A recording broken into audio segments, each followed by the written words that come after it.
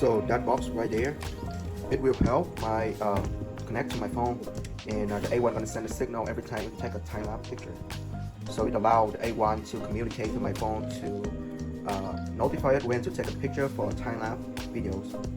This is a new unit from Cyberbrick program from Bambu and it retained the capability of time-lapse videos on an iPhone.